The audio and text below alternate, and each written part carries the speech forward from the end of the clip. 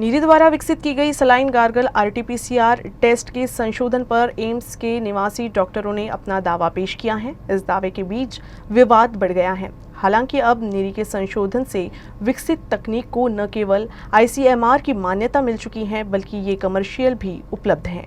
ऐसे में एम्स के डॉक्टरों के दावे पर ही प्रश्न खड़े हो रहे हैं। कोरोना की आसानी से जांच के लिए नीरी द्वारा विकसित की गई सलाइन गार्गल आरटीपीसीआर टेस्ट के संशोधन को लेकर विवाद खड़ा हो गया है। एम्स के रेजिडेंट डॉक्टर्स एसोसिएशन ने इस संशोधन को लेकर अपना दावा ठोका है। एम्स के डॉक्टरों ने बाकायदा केंद्रीय स्वास्थ्य मंत्री को पत्र लिखकर इस तकनीक पर न केवल अपना दावा ठोका है, बल्कि ये भी आरोप लगाया कि Indian journal of medical research में इसका प्रकाशन होने के बावजूद इस पर आईसीएमआर ने संज्ञान नहीं लिया। एम्स के डॉक्टरों के इस दावे के बाद नीरी ने काउंटर करते हुए इस दावे को बेतुका करार दिया है।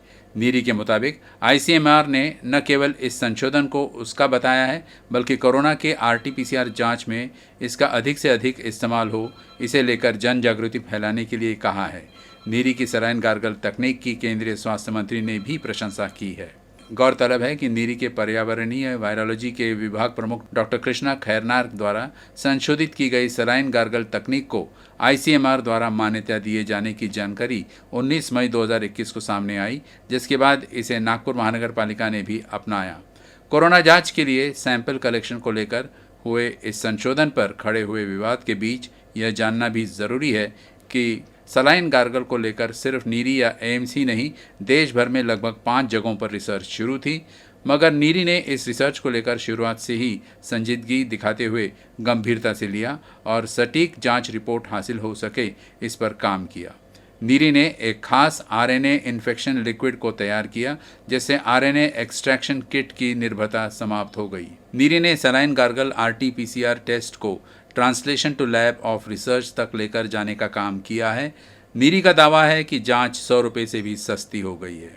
इस संशोधन को लेकर हुई मीडिया रिपोर्ट में आईसीएमआर के सूत्रों का हवाला देते हुए बताया गया कि एम्स का शोध सिर्फ सलाइन गार्गल को लेकर है और जांच के लिए आरटीपीसीआर की किट का ही इस्तेमाल हुआ था।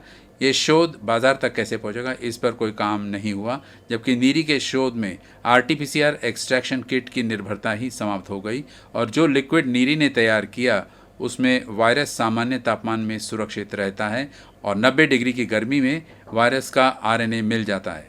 नीरी के संशोधन को लेकर आईसीएमआर द्वारा बाकायदा देश भर में प्रचार किया जा रहा है और अब तो saline gargle test kit commercially भी उपलब्ध है।